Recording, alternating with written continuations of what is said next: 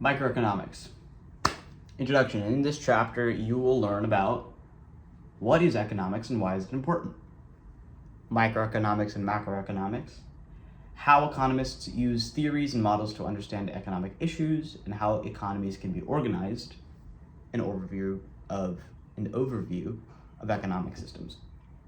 What is economics and why should you spend your time learning it? After all, there are other disciplines you could be studying. Yeah, and other ways you could be spending your time. As the Bring It Home feature just mentioned, I don't know what that is. Making choices is at the heart of what economists study, and your decision to take this course is as much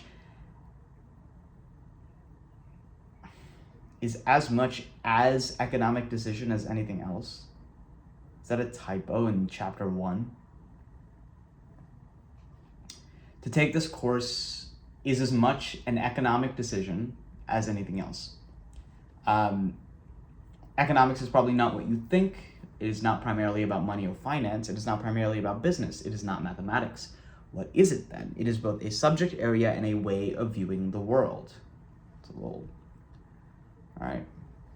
What is economics and why is it important? By the end of this section, you'll be able to discuss the importance of studying economics, explain the relationship between production and division of labor, evaluate the significance of scarcity. Second, economics is the study of how humans make decisions in the face of scarcity. These can be individual decisions, family decisions, business decisions, or societal decisions. If you look around carefully, you will see that scarcity is a fact of life. Scarcity means that humans' wants for goods, services, and resources exceed what is available. Scarcity means that human wants for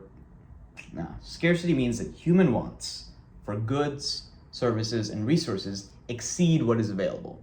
Resources, such as labor, tools, land, and raw materials, are necessary to produce the goods and services we want, but they exist in limited supply. Great. Things that we want sometimes aren't abundant. Wow. Of course, the ultimate scarce resource is time.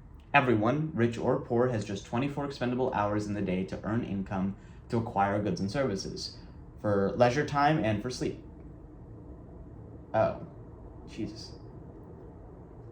Everyone, rich or poor, has just 24 expendable hours in the day to earn income to acquire goods and services, for leisure time, or for sleep and food.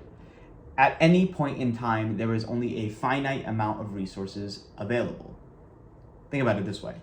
In 2015, the labor force in the United States contained over 158 million workers, according to the U.S. Bureau of Labor Statistics. The total land area was 3,794,101 square miles. Wow, good to know that that's how big the U.S. is. While these are certainly large numbers, they are not infinite. Because these resources are limited, so are the numbers of goods and services we produce with them. Combine this with the fact that human wants seem to be virtually infinite, and you can see why scarcity is a problem. Basically, our desire for things has no limit, but the things themselves in supply have a limit. And thus, scarcity, when we want more than what is available. Which is always, because we're only wanting things that we don't already have. And so, maybe that's how they're going to approach the way of life of economics.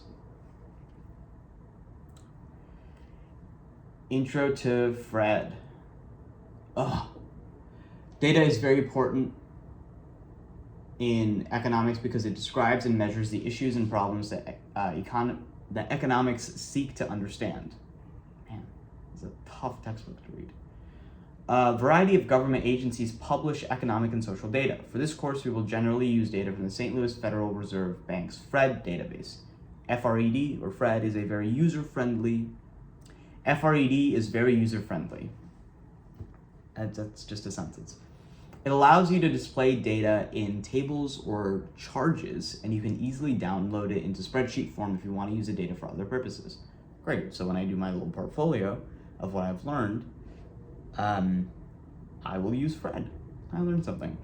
The FRED website, openstacks.org, this little website, includes data on nearly 400,000 domestic and international variables over time in the following broad categories: money, banking, and finance, population, employment, and labor markets, national accounts, flows of funds in international accounts, production and business activity, prices and inflation, international data from other nations, US regional data, and academic data. For more information, see the variety of whatever on YouTube. If you still do not believe that scarcity is a problem, consider the following. Does everyone require food to eat? Does everyone need a decent place to live? Does everyone have access to health care? Ooh. Political. In every country in the world, there are people who are hungry, homeless, and in need of health care.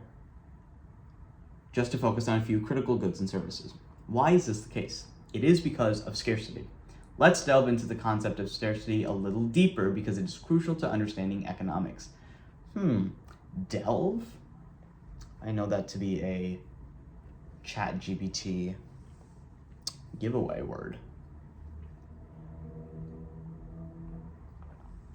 Maybe this book was written with AI. The problem of scarcity. Think about all the things you consume: food, shelter, clothing, transportation, healthcare, and entertainment. How do you acquire those things? You do not produce them yourself. You buy them. How do you afford the things you buy? You work for pay. If you do not, someone else does on your behalf. Yet most of us never have enough income to buy all the things we want. This is because of scarcity. So how do we solve it? Every society, at every level, must make choices about how to use its resources. Families must decide whether to spend their money on a new car or a fancy vacation. Man. Champagne problems. Towns must choose whether to put more of the budget into police or fire protection or into the school system. Well, I guess. Nations must decide whether to devote more funds to national defense or to protecting the environment. In most cases, there just isn't enough money in the budget to do everything. How do we use our limited resources the best way possible? That is, to obtain the most goods and services we can. There are a couple of options. First, we could each produce everything we each consume. Alternatively, we could each produce some of what we want to consume and trade for the rest of what we want. Let's explore. Why do we not each just produce all the things we consume? Think back to pioneer days when individuals knew how to do so much more than we do today, from building their homes, to growing their crops, to hunting for food, to repairing their equipment. Most of us do not know how to do all or any of these things, but it is not because we could not learn, rather we don't have to. The reason why is something called the division and specialization of labor, a production innovation first put forth by Adam Smith in his book, The Wealth of Nations. There we go. Now let's get into it. The division of and specialization of labor. Well, that's not how you say that. There's an extra word in there. The formal study of economics began when Adam Smith, 1723 to 1790, published his famous book, The Wealth of Nations, in 1776. Oh, sick. A little coincidence. Many authors had written on economics in the centuries before Smith, but he was the first to address the subject in a comprehensive way. In the first chapter, Smith introduces the concept of division of labor, which means that the way one produces a good or service is divided into a number of tasks that different workers perform, instead of all the tasks being done by the same person. The way one produces a good or service is divided into a number of tasks that different workers perform. You have a big goal, create a bunch of sub-goals, and then assign a person to solve each of the sub-goals. That, in turn, solves the big goal. To illustrate division of labor, Smith counted how many tasks went into making a pin. Drawing out a piece of wire, cutting it to the right length, straightening it, putting a head on one end and a point on the other, and packaging pins for sale, to just name a few. Smith counted 18 distinct tasks that people performed, all for a pin, believe it or not. Wow, an exclamation mark. Phenomenal. Modern businesses divide tasks as well. Even a relatively simple business like a restaurant divides the tasks of serving meals into a range of jobs, like top chef, sous chef, less skilled kitchen help. Jesus. Servers to wait on the tables, a greeter at the door, janitors to clean up, and a business manager to handle paychecks and bills. Not to mention the economic connections a restaurant has with suppliers of food, furniture, kitchen equipment, and the building where it's located. A complex business like a large manufacturing factory, such as the shoe factory in the diagram that's here that I can show, or a hospital, can have hundreds of job classifications. So that's kind of fun. A business is a collection of tasks, can be thought of as a collection of tasks. And if you can break down each of those tasks, if it's a collection of tasks, then those tasks are serving a super objective. If you can assign a person to each of those tasks, you will attain your super objective in theory. So you figure out what your super objective is, the steps that you need to get there, and then assign a person and or something, a machine or some sort, to each of those subtasks. I don't know why I've never thought of business like that. I don't know why I've never thought of hiring in that way. That seems very obvious now that I'm saying it out loud. The more you know. Why the division of labor increases production, another concept. When we divide and subdivide the tasks involved with producing a good or service, workers and businesses can produce a greater quantity of output. In his observations of pin factories, Smith noticed that one worker alone might make 20 pins in a day, but that a small business of 10 workers, some of whom would need 2 or 3 of the 18 tasks,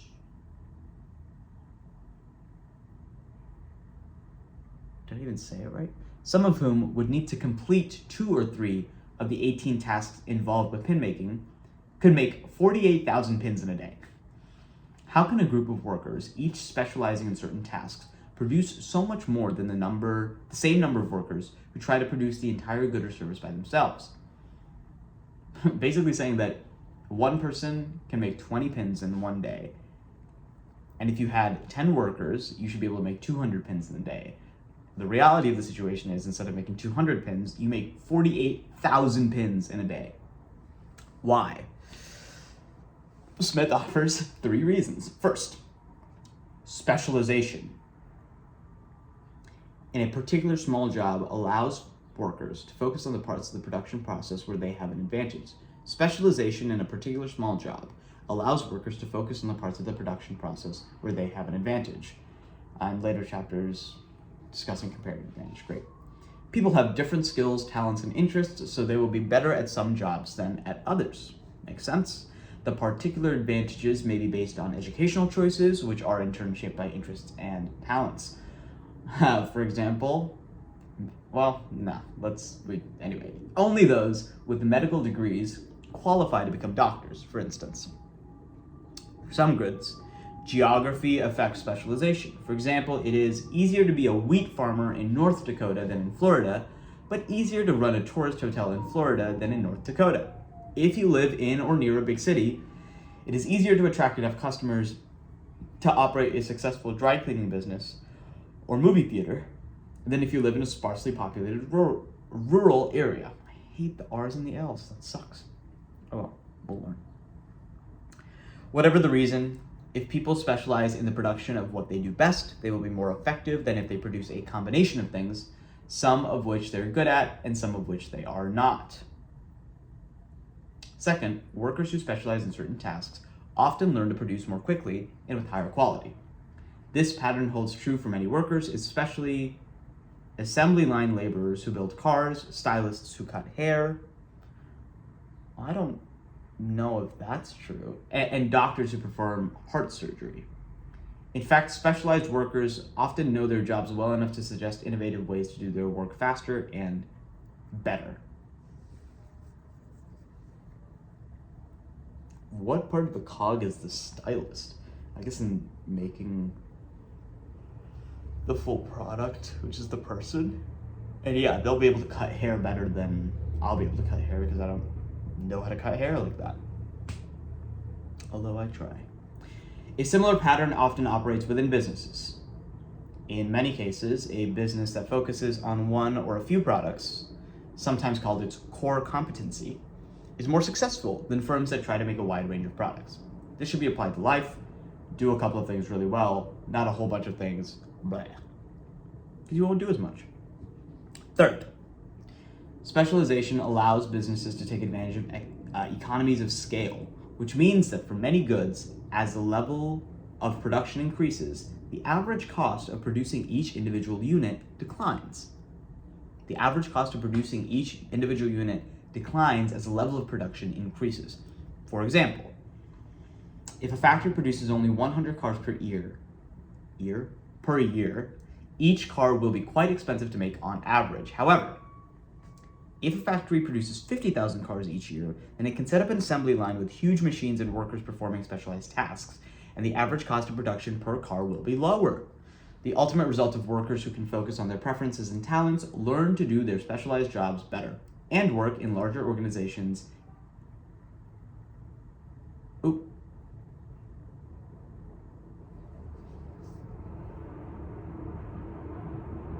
I need to read this whole thing in. The ultimate result of workers who can focus on their preferences and talents, learn to do their specialized jobs better, and work in larger organizations is that society as a whole can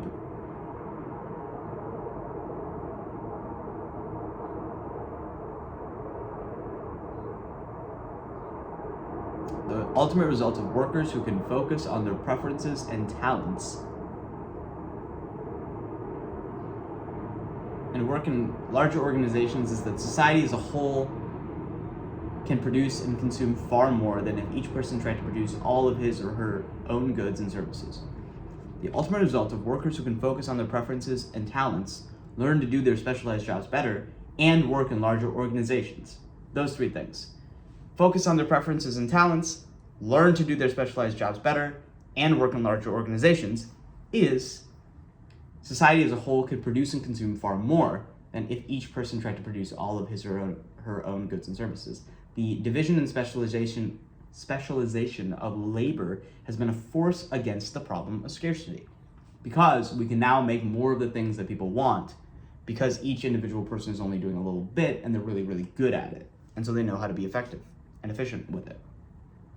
Trade and markets. Specialization only makes sense, though, if workers can use the pay they receive for doing their jobs to purchase the other goods and services that they need. In short, specialization requires trade. You do not have to know anything about electronics or sound systems to play music. You just buy an iPod or MP3 player, download the music, and listen. Dating the book. You do not have to know anything about artificial fibers or the construction of sewing machines. If you need a jacket, you just buy the jacket and wear it. You do not need to know anything about internal combustion engines to operate a car. You just get in and drive. Instead of trying to acquire all the knowledge and skills involved in producing all the goods and services that you wish to consume, the market allows you to learn a specialized set of skills and then use the pay you receive to buy the goods and services you need or want. This is how our modern society has evolved into a strong economy. Okay, so the principle that I'm getting out of this flies in the face of what I tend towards, I guess, which is to want to know everything about everything. And the mistake that I'm making, maybe, in my own life, in my own career, is not focusing on my specialized set of skills, getting paid for those specialized set of skills, and then using the pay to receive the goods and services, or to buy the goods and services that I need or want. Okay, but it says the market allows you to learn a specialized set of skills. Okay, so if I focus on that, then I'll get paid to get more things.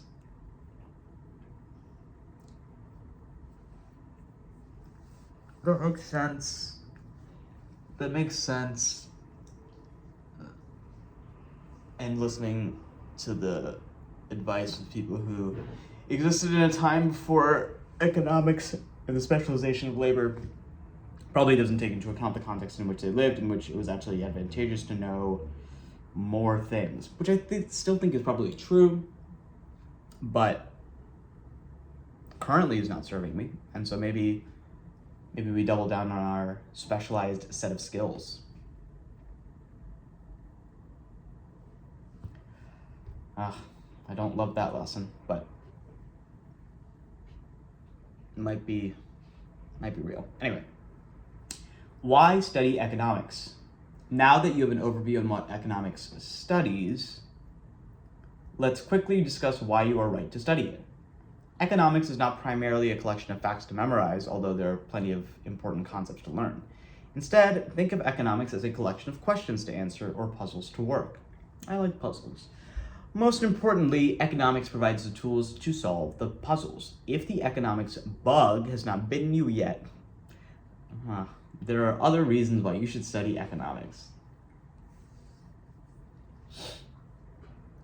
How great would it be if they hired authors for this stuff? Anyway, virtually every major problem facing the world today, from global warming to world poverty to the conflicts in Syria, Afghanistan, and Somalia, has an economic dimension. If you are going to be part of solving those problems, you need to be able to understand them. Economics is crucial.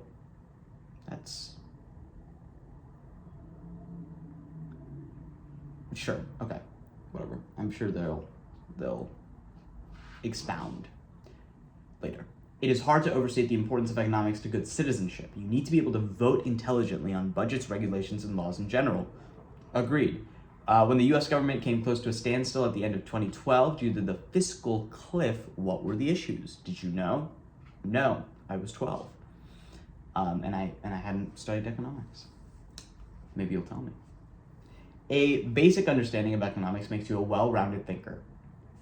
Well, that's a claim. When you read articles about economic issues, you will understand and be able to evaluate the writer's argument. When you hear classmates, coworkers, or political candidates talking about economics, you will be able to distinguish between common sense and nonsense. You would think. You will find new ways of thinking about current events and about personal and business decisions, as well as current events and politics. You will find new ways of thinking about current events and about personal and business decisions, as well as current events and politics. The study of economics does not dictate the answers, but it can illuminate the different choices. And that's why we study economics. Okay.